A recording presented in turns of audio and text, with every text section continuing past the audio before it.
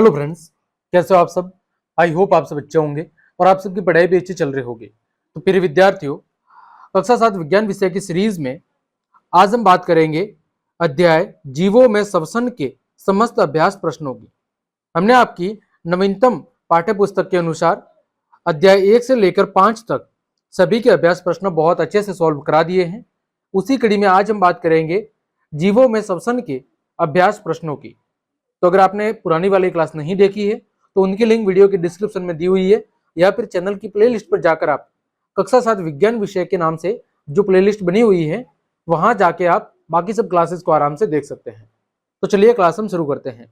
देखें, पहला प्रश्न आपके सामने दिया हुआ है कि कोई धावक, धावक का मतलब जो दौड़ लगाने वाला रनर होता है उसको बोलते हैं धावक, दौड़ समाप्त होने पर सामान्य से अधिक तेजी से गहरी सांसें क्यों लेता है। आपने देखा होगा कि जब दौड़ की प्रतियोगिता होती है तो जो दौड़ने वाले धावक होते हैं, जब वो दौड़ पूरी कर लेते हैं तो बच्चों वो तेजी से सांस लेते हैं। जैसा कि आपको चित्र में भी दिख रहा है, वो और तेज तेज गति से सांस लेते हैं। तो ऐसा क्यों होता है, इसके पीछे का कारण बताना है। तो देखिए उत्तर कि जब कोई धावक दौड़ता है तो वह पहले अत्यधिक व्यायाम करता है। दौड़ने से पहले वो बहुत ज्यादा एक्सरसाइज करता है, इसीलिए इसे ऊर्जा की अधिक आवश्यकता होती है। जब कोई धावक दौड़ता है तो वो पहले क्या करता है, अत्यधिक व्यायाम करता है, और इससे इसलिए उसको उस ऊर्जा की क्या पड़ती है, ऊर्जा की बहुत ज्यादा आवश्यकता होती है। अपनी ऊर्जा को पूरा करने के लिए उसे और अधिक ऑक्सीजन की क्या होती है, आवश्यकता होती है। जब वो दौड़ लेता है तो उसकी ऊर्जा समाप्त हो चुकी होती है, उस ऊर्जा की भरपाई करने के लिए उसे और अधिक ऑक्सीजन की जरूरत पड़ती है। इसीलिए ऊर्जा की आवश्यकता को पूरा करने के लिए धावक दौड़ समाप्त होने पर सामान्य से अधिक तेज गति से क्या करता है, गहरी सांस लेता है, ताकि ज्यादा से ज्यादा ऑक्सीजन उसके शरीर में प्रवेश कर सके और उसकी ऊर्जा की भरपाई की जा सके। ठीक बच्चों, आगे दूसरा, वायवीय और अवायवीय श्वसन के बीच समानताएं क्या है और अंतर क्या है, दोनों चीजें आपको बतानी है। समानता भी बतानी है और अंतर भी बताना है। तो पहले बात करते हैं वायवीय और अवायवीय श्वसन में समानता। देखो, वायवीय का मतलब है कि यह श्वसन ऑक्सीजन की उपस्थिति में होता है, और अवायवीय का मतलब है यह ऑक्सीजन की अनुपस्थिति में होता है। देखो समानता क्या है कि दोनों प्रकार के श्वसन में ऊर्जा क्या होती है, निर्मुक्त होती है, ऊर्जा बाहर निकलती है। ठीक है, दोनों ही प्रकार के श्वसन में जो आपकी अनुपयोगी जो ऊर्जा होती है, जिसे जनरली हम CO2 कहते हैं, वो क्या होती है, बाहर निकलती है। दोनों कोशिकीय प्रक्रम है, यानी दोनों कोशिका के अंदर अथवा कोशिका के द्वारा ही की जाने वाली प्रक्रिया है। दोनों प्रकार के प्रक्रमों में ऑक्सीजन और CO2 का विनिमय यानी आदान प्रदान होता है। दोनों ही प्रकार के श्वसन में ऑक्सीजन और कार्बन डाइऑक्साइड का क्या होता है, आदान प्रदान यानी विनिमय होता है। तो ये तो होगी समानता। अब बात करें अंतर की कि अंतर क्या है। तो देखो, वायवीय श्वसन की अगर मैं बात करूं तो यह प्रक्रम ऑक्सीजन की उपस्थिति में होता है। यहां पर ग्लूकोज का पूर्ण ऑक्सीकरण होता है। इस प्रक्रम में अधिक मात्रा में ऊर्जा बाहर निकलती है, और ये जो वायवीय श्वसन है ये माइटोकॉन्ड्रिया और कोशिका द्रव्य के अंदर होता है। मैं बात करूं अवायवीय श्वसन की तो यह ऑक्सीजन की अनुपस्थिति में होता है। इसमें ऑक्सीजन की कमी होने की वजह से ग्लूकोज का पूर्ण ऑक्सीकरण नहीं होता है। यहाँ पर ऊर्जा वायवीय श्वसन की तुलना में कम निकलती है, और ये जो प्रक्रम है वो केवल और केवल कोशिका द्रव्य के अंदर ही होता है। तो इस तरह बच्चों हमने पहले समानता देखी कि दोनों प्रकार के श्वसन में जो अनुपयोगी ऊर्जा होती है वो बाहर निर्मुक्त होती है। दोनों ही कोशिका के अंदर होने वाले प्रक्रम है। दोनों ही प्रक्रम में ऑक्सीजन और CO2 का आदान प्रदान यानी विनिमय होता है। फिर बात आई अंतर की, तो वायवीय श्वसन ऑक्सीजन की उपस्थिति में होता है, अवायवीय श्वसन ऑक्सीजन की अनुपस्थिति में होता है। वायवीय श्वसन में ऑक्सीजन की पर्याप्त मात्रा होने से ग्लूकोज, जिसका सूत्र है C6H12O6, इसका पूर्ण ऑक्सीकरण होता है। वही अवायवीय में ऑक्सीजन की कमी होने की वजह से ग्लूकोज का पूर्ण ऑक्सीकरण नहीं होता है। वायवीय श्वसन में अधिक मात्रा में ऊर्जा बाहर निकलती है, अवायवीय में तुलनात्मक रूप से कम ऊर्जा बाहर निकलती है। वायवीय श्वसन की क्रिया माइटोकॉन्ड्रिया और कोशिका द्रव्य में होती है, वही अवायवीय श्वसन की क्रिया केवल और केवल कोशिका द्रव्य के अंदर होती है। तो ये हमने दोनों के अंदर अंतर को भी जान लिया।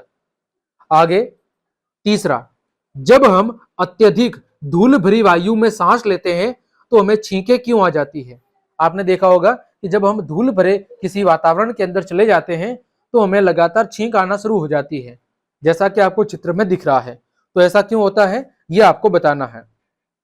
तो जब हम श्वास लेते हैं तो जो धूल के कण हैं वो हमारे नथुनों से यानी नाक से नासा गुहा के अंदर चले जाते हैं। नासा गुहा में वायु श्वास नली से होकर हमारे फेफड़ों में जाती है। नासा द्वार से या नासा गुहा से जो वायु है वो श्वास नली से होती हुई कहाँ जाती है, फेफड़ों में। और जब धूल कण नासा गुहा के पार चले जाते हैं तो ये गुहा की कोमल परत को क्या करते हैं, उत्तेजित करते हैं, संवेदित करते हैं, जिसके कारण हमें क्या आती है, जिसकी वजह से हमें छींक आती है। छींकने से जो अवांछित धूल के कण हैं वो वायु के साथ पुनः क्या हो जाते हैं, हमारे शरीर से बाहर निकल जाते हैं। इस प्रकार केवल और केवल स्वच्छ वायु ही हमारे शरीर में प्रवेश कर पाती है। तो यानी कि जब अशुद्ध कण या धूल के कण हमारे नाक के माध्यम से श्वास नली में प्रवेश करते हैं तो वहां पर जब वो नासा गुहा को पार कर जाते हैं तो फिर नासा गुहा की जो पतली परत होती है उसको वो क्या करते हैं, संवेदित करते हैं अथवा उत्तेजित करते हैं, जिसकी वजह से हमें छींक आती है। और छींक के माध्यम से जो अवांछित धूल के कण है वो वापस शरीर से बाहर निकल जाते हैं। यानी कि जो छींक आती है वो हमारे शरीर में जो अनुपयोगी धूल के कण प्रवेश किए हैं उनको बाहर निकालने का काम करती है, ताकि जो स्वच्छ वायु है वही हमारे शरीर के फेफड़ों के अंदर प्रवेश करे और जो गंदी वायु थी जिसमें धूल के कण मौजूद थे वो क्या हो जाए, बाहर निकल जाए। चौथा, 3 परख नलियां लीजिए, प्रत्येक को 3/4 भाग, 3/4 भाग का मतलब है लगभग 75% भाग जल से क्या करना है, आपको भर देना है। इन्हें ए बी सी के द्वारा क्या करना है, आपको चिन्हित करना है। यानी एक का नाम ए, दूसरे का बी और तीसरे का सी रखना है। परख नली ए में आपको एक घोंगा लेना है, परख नली बी में कोई जलीय पादप लेना है और सी के अंदर एक घोंगा और पादप दोनों को रखना है। परख नली में किस परख नली में CO2 की सांद्रता सबसे अधिक है, किस परख नली में कार्बन डाइऑक्साइड की मात्रा सबसे ज्यादा होगी, यह आपको बताना है। तो देखो परख नली ए में क्या है, केवल और केवल घोंगा है और यह CO2 गैस को क्या करता है, छोड़ता है। परख नली बी में क्या है, जलीय पादप है, तो ये केवल और केवल प्रकाश संश्लेषण क्रिया के लिए ही परख नली में से कार्बन डाइऑक्साइड गैस को लेता है। जब प्रकाश संश्लेषण की क्रिया होगी उसी समय केवल ये CO2 गैस को ग्रहण करेगा। फिर बात करें परख नली सी में, तो इसमें घोंगा और जलीय पादप दोनों हैं। तो जलीय पादप घोंगे के द्वारा छोड़ी गई CO2 को क्या करेगा, ग्रहण करेगा। और तो मैं बात करूं कि सबसे ज्यादा CO2 किसमें होगी, तो वो परख नली ए में होगी, क्योंकि इसमें जो घोंगा है वो अधिक मात्रा में CO2 गैस को क्या करेगा, अपने शरीर से बाहर की तरफ उत्सर्जित करेगा, छोड़ेगा। अतः परख नली ए में CO2 की सांद्रता क्या होगी, सबसे अधिक होगी। प्रश्न संख्या 5, सही उत्तर पर चिन्ह लगाइए। क है, तिल छट्टों के शरीर में जो वायु है वो प्रवेश करती है। तिल छट्टों के शरीर में, जैसा कि आपको चित्र में दिख रहा है, इसके शरीर में वायु कहां से प्रवेश करती है, तो श्वास रंध्रों के द्वारा। ख है, अत्यधिक व्यायाम करते समय हमारी टांगों में इस पदार्थ के संचयन के कारण ऐंठन होती है। यानी हम जब बहुत ज्यादा एक्सरसाइज कर लेते हैं तो हमारी जो टांगे होती है उसमें कौन सा पदार्थ जमा होने की वजह से अकड़न अथवा ऐंठन आती है, तो इसका सही उत्तर होगा लैक्टिक अम्ल। ग है, किसी सामान्य वयस्क व्यक्ति की विश्राम अवस्था में औसत श्वसन दर कितनी होती है। जब कोई एक सामान्य व्यक्ति आराम कर रहा होता है उस समय उसकी श्वसन दर कितनी होती है, तो 15 से 18 प्रति मिनट। चौथा, उच्च श्वसन के समय पछलिया, उच्च श्वसन के समय जो पछलिया है वो क्या हो जाती है, तो वो नीचे की ओर गति करती है, क्योंकि उस समय हवा क्या होती है, बाहर निकलती है। अगला, कॉलम ए में दिए गए शब्दों का मिलान कॉलम बी के साथ कीजिए। कॉलम ए और कॉलम बी, देखो कॉलम ए में दिया हुआ है ईस्ट, डायफ्राम, त्वचा, पत्तियां, मछली और मेंढक। अब ये किसके श्वसन अंग है उससे या किससे संबंधित है उनको आपको मिलान करना है। देखो ईस्ट किससे संबंधित है, अल्कोहल से, डायफ्राम वक्ष गुहा से, त्वचा केचुआ से, पत्तियों से रंध्र, मछली से संबंधित है क्लोम और मेंढक से संबंधित है आपके फेफड़े और त्वचा। तो इस तरह हमने अलग अलग का उचित के साथ मिलान कर दिया है। 7वां, बताइए कि निम्नलिखित वक्तव्य सत्य है अथवा असत्य। आपके सामने कुछ कथन दिए हुए हैं, बताना है कौन सा सत्य है और कौन सा असत्य है। पहला है, अत्यधिक व्यायाम करते समय व्यक्ति की श्वसन दर धीमी हो जाती है, तो ये कैसा है, ये आपका गलत है। दूसरा, पादपों में प्रकाश संश्लेषण केवल दिन में जबकि श्वसन केवल रात्रि में होता है, ये गलत है। एक बात सही है कि प्रकाश संश्लेषण केवल दिन में ही होता है, लेकिन ऐसा नहीं है कि श्वसन केवल रात में ही होता है, तो ये गलत है। अगला है ग, मेंढक अपनी त्वचा के अतिरिक्त अपने फेफड़ों से भी क्या करते हैं, श्वसन करते हैं। मेंढक अपनी त्वचा के अतिरिक्त अपने फेफड़ों से भी श्वसन करते हैं, ये बात बिल्कुल सत्य है। ग है, मछलियों में श्वसन के लिए फेफड़े होते हैं, ये बात गलत है। क्या होते हैं, उनके अंदर क्लोम यानी गलफड़े होते हैं। 6 है, अंतः श्वसन के समय वक्ष गुहा का आयतन बढ़ जाता है, तो ये कथन सत्य है। ठीक है, तो कथन नंबर 1, 2 और 4 ये असत्य है, बाकी 3 और 5 सत्य है। प्रश्न संख्या 8, नीचे दी गई पहेली के प्रत्येक वर्ग में जीवों के श्वसन से संबंधित हिंदी वर्णाक्षर अथवा संयुक्त अक्षर दिए गए हैं।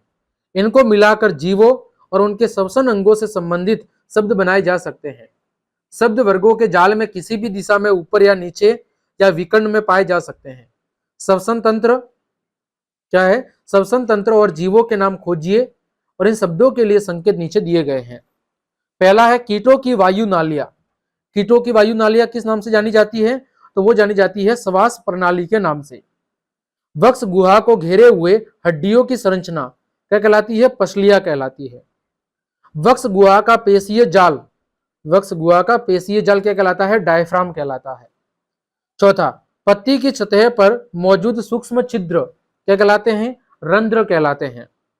5वां, कीट के शरीर के पार्श्व भागों के छोटे छिद्र क्या कहलाते हैं, श्वास रंध्र।